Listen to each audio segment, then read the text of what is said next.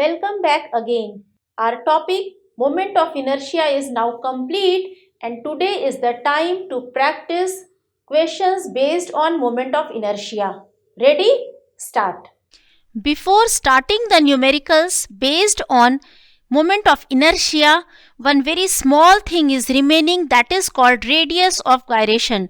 So let us see what kind of radius is this. As we know that moment of inertia for a particle mass can be written as mr square. Is it right? Now if we have to write moment of inertia for an extended body, this value will be equal to n times mr square when n can have any positive value. So if we want to replace this extended body with a particle mass, now if we want to replace this extended body with a particle mass, whereas rotation axis remaining at the same position, then where should that particle mass has to be put so as to this gives the same value of moment of inertia about the rotation axis as it is for the whole body. That location of particle from the axis is known as radius of gyration. So mathematically, how can we represent it? If we are writing moment of inertia of this body to be equal to mk square, because now we are replacing the body with a single particle, so of course its moment of inertia has to be equal to mk square, where it has been put at a distance k from the axis. Now if I equate these two, then I will get mk square to be equal to nmr square, and from here these two will get cancelled and we can write value of k to be equal to root under nr. This is called radius of gyration. So the concept of radius of gyration comes from the fact that if we have to replace an extended body with a particle mass so that it gives the same value of moment of inertia about the same axis of rotation, then location of that particle mass from the axis of rotation is known as radius of gyration. One more thing is there before starting the numerical, that is theorems of perpendicular and parallel axis, and this is very important in solving questions based on moment of inertia, because every time it won't be possible to derive the moment of inertia taking an elemental mass. So generally what we do memorize the moment of inertia of normal shapes and then can apply perpendicular or parallel axis theorem and get moment of inertia about any other given axis. Let us see how it can be done, but before that let us learn about what is this theorem of perpendicular and parallel axis. So let us start with theorem of perpendicular axis. Let us consider a lamina in xy plane. As you can see here, this being the xy plane and this z axis is perpendicular to the plane. Now suppose it consists of n particles and those particles are having masses m1, m2 up to mn. So let us consider one particle here, that be m1, and it is at a distance r1 from the origin. Similarly other particles will be m2, m3 up to mn.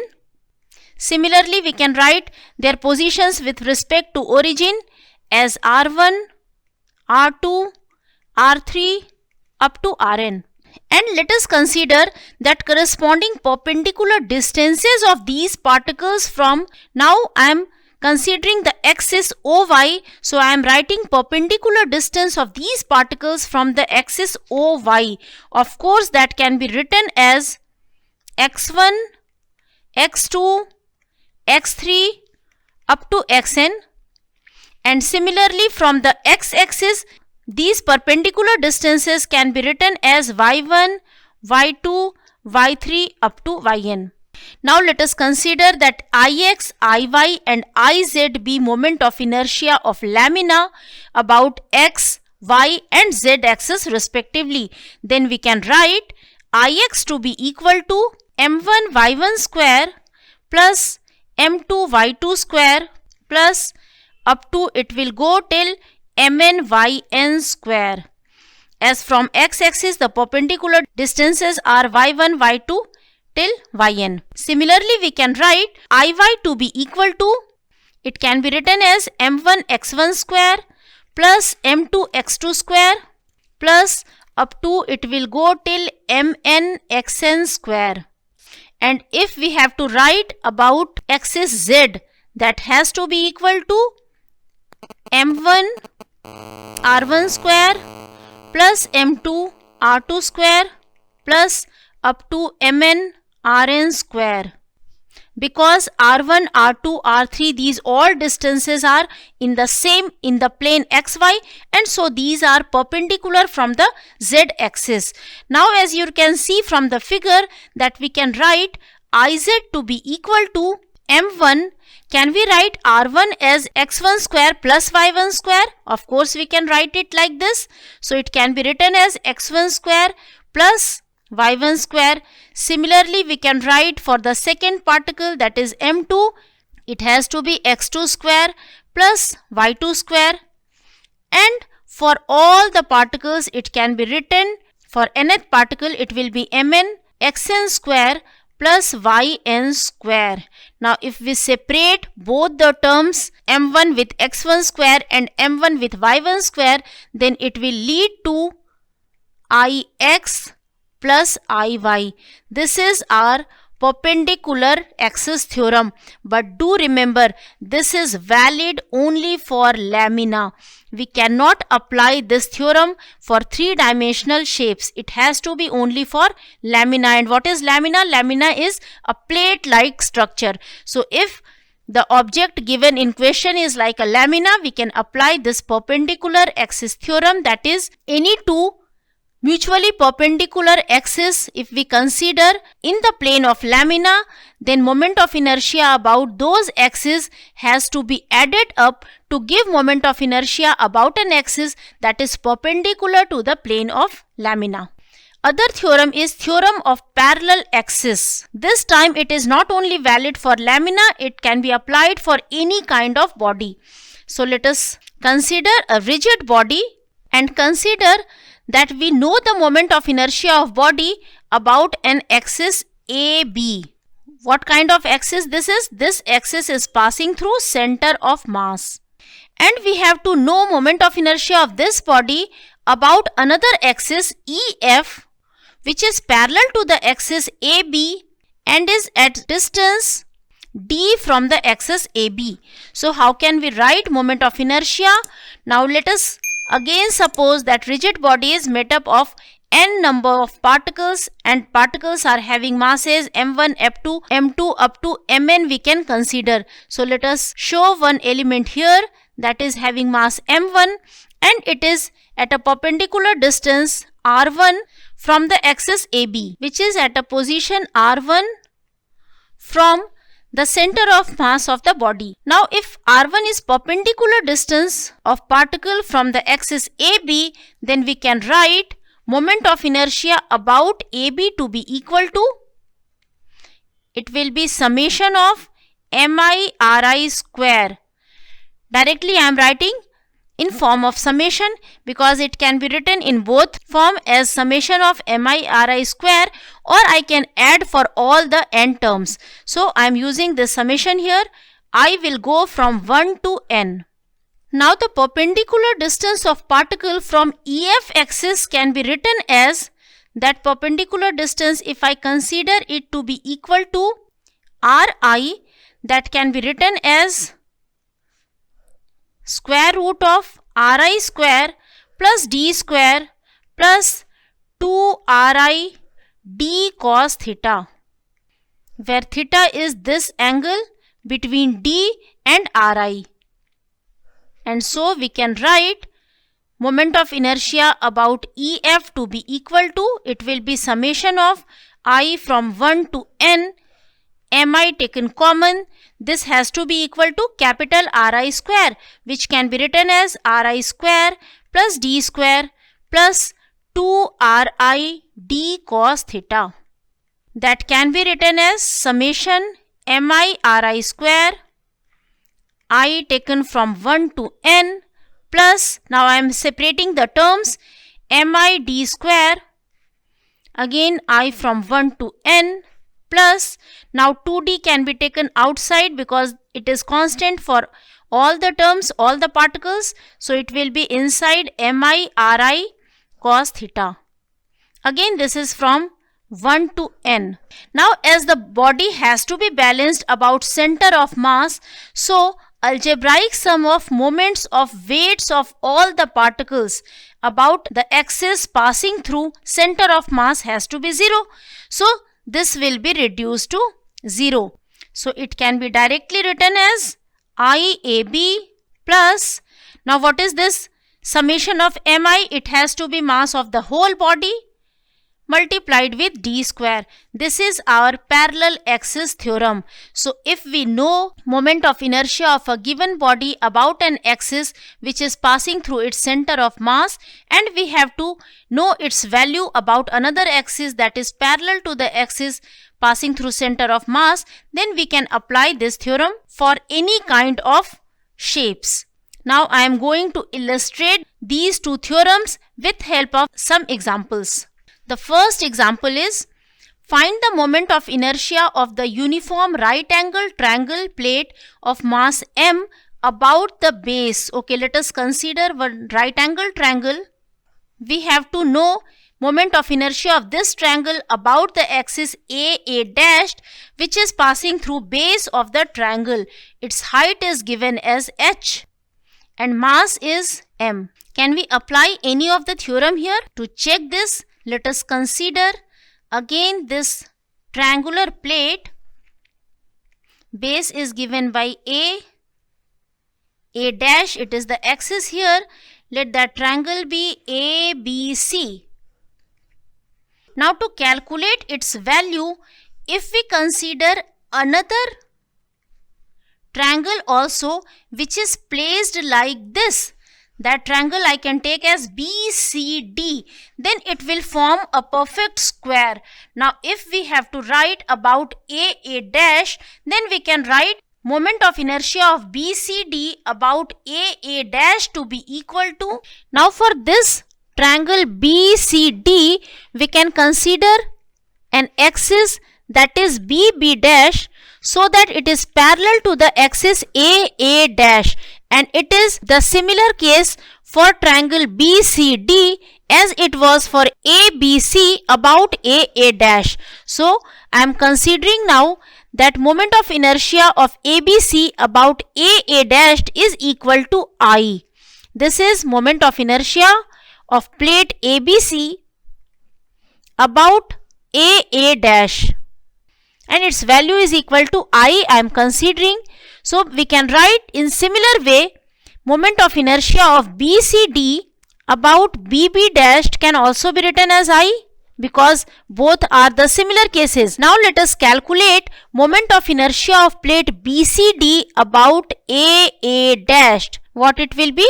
It has to be moment of inertia of BCD.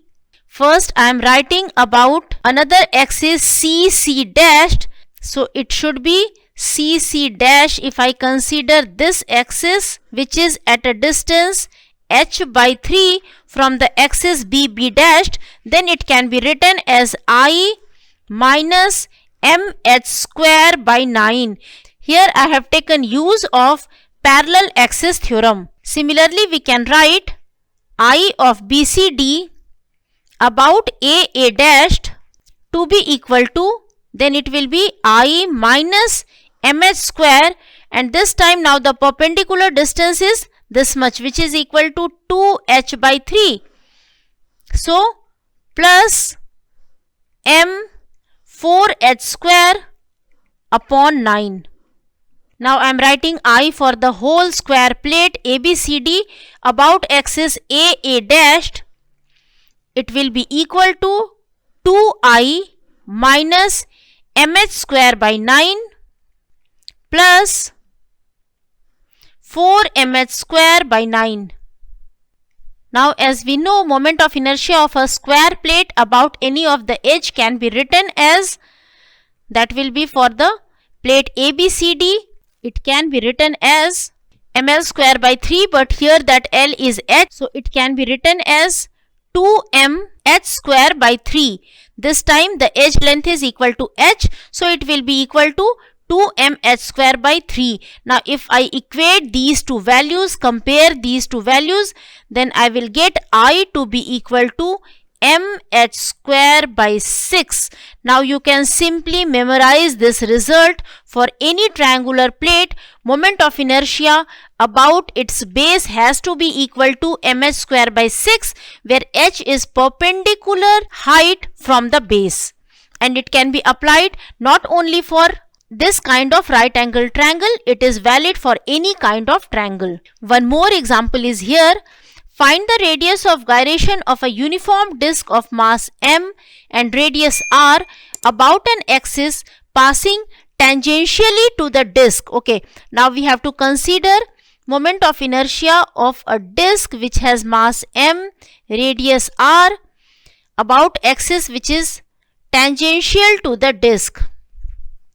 Now as we know that moment of inertia of disk about an axis which is passing through its center and is perpendicular to the plane of disk can be written as, let that axis be passing through CC dashed, so I can write IC to be equal to, it is a disk, so it has to be equal to mr square by 2. But since this tangent is parallel to this kind of axis which is diameter for the disk, so we can write moment of inertia about the diameter, that will be equal to mr square by 4. While writing this, I have used perpendicular axis theorem, so it will be equal to mr square by 4, and then about this unknown axis which is tangential to the disk IZ can be written as ID plus mr square. Now substitute the values, it will be mr square by 4 plus mr square, that is equal to 5 by 4 mr square, which is the desired result. One more example I have. Two identical spheres, each of mass 1.2 kg and radius 10 cm, are fixed at the ends of a light rod so that the separation between the centers is 50 cm. Let us first draw this situation. These are the two spheres. Separation between their centers are 50 cm. Mass is given there, radius is also given. This is equal to 10 cm for both. We have to calculate moment of inertia of this system about an axis which is perpendicular to the rod and passing through its middle point. So it has to be like this. Now what is distance of center of sphere from this axis? That has to be equal to 25 cm. So if I write moment of inertia of any of the sphere about the given axis, then it has to be simply multiplied with 2 to get the final result. Let us now consider diameter of one of the spheres. Of course, it has to be parallel to the given axis. So if I write about this diameter, moment of inertia of the sphere can be written as, I can be written for a sphere to be equal to 2 by 5 mr square. We have derived this result. On substituting the value, it will be 4.8 into 10 to the power minus 3 kg meter square. Now its moment of inertia about that given axis can be obtained by using parallel axis theorem. So we can write, if moment of inertia about that axis is I dashed, it can be written as I about center of mass plus md square. This ICM is equal to I itself, so it will be 4.8 into 10 to the power minus 3 plus md square, that will be 1.2 into 0.25 and then square. The final result will come out as 79.8 into 10 to the power minus 3 kg meter square. This is moment of inertia of one of the sphere about the given axis. So for the whole system, that total will be equal to, it has to be simply multiplied with 2, and the result will be 0.160 kg meter square. This is moment of inertia for the whole system. One more example I have, and this is very conceptual example. You will see it has also come in JEE 2001. 1/4 section is cut from a uniform circular disc of radius r. This section has a mass m. It is made to rotate about a line perpendicular to its plane and passing through the center of the original disc. Its moment of inertia about the rotation axis is. Now, if you can recall, I had said while deriving moment of inertia for different shapes that as far as mass distribution is not changing, moment of inertia will not change. So, you can see here that to get this quarter of the disc, a disc has to be cut in 4 parts, and then one part will be the shape which is given here. What is moment of inertia of this whole disc about an axis which is passing through its center and is perpendicular to the plane of disc? That is equal to mr square by 2. And since we are simply removing the other 3 parts, not disturbing mass distribution, so moment of inertia will be having the same value. Again, it will be equal to mr square by 2. So this is very important point. As far as mass distribution remains the same, moment of inertia will remain the same. Wasn't it interesting? Another example I have, this also have come once in 2005. From a circular disc of radius r and mass 9m, a small disc of radius r by 3 is removed from the disc. The moment of inertia of remaining disc about an axis perpendicular to the plane of disc and passing through O is. Okay, here I am going to apply superposition theorem to calculate moment of inertia. Whenever a part is being cut from the whole mass distribution, then this superposition theorem will be very helpful. So let us write what is this superposition theorem. Moment of inertia of the remaining part about O has to be equal to moment of inertia of bigger disc, that I am writing by BD about O, plus moment of inertia of smaller disc, that I am writing by ISD. The only thing is that since this portion has been cut out, so while writing moment of inertia of this smaller disc, we have to use a disc which is having negative mass density. So let us apply this superposition theorem here. Now for the bigger disc, if it is the whole disc, then its mass is given as 9m, and as you know, moment of inertia has to be equal to mr square by 2 for a disc, then it will be 9m r square by 2. Now we have to calculate this moment of inertia of smaller disc. It has to be area mass density, let that be sigma, multiplied with area of that smaller disc, which is in the given case is pi r by 3 square, and its moment of inertia about an axis which is passing through its center. So it has to be multiplied with again r by 3 whole square upon 2. So this will be moment of inertia of smaller disc about an axis which is passing through its center, but we have to write about O. So we can apply parallel axis theorem. So this whole mass again we have to write sigma pi r by 3 whole square multiplied with what is distance between these two axes. It has to be equal to r minus r by 3. So that will be 2r by 3. In place of d, we have to put 2r by 3 and square of that. So it will be 4r square by 9. Do remember that this sigma is negative. And what is value of sigma? Sigma has value equal to minus mass upon the whole disk, that is equal to pi r square. But as the whole mass is 9m, so it has to be multiplied with 9. Now if I substitute value of ISD in the given part, that will be equal to minus mr square by 2. And on solving it, we will get the value to be equal to 4 mr square. which is option number 1. With this, now our moment of inertia subtopic is complete. Bye.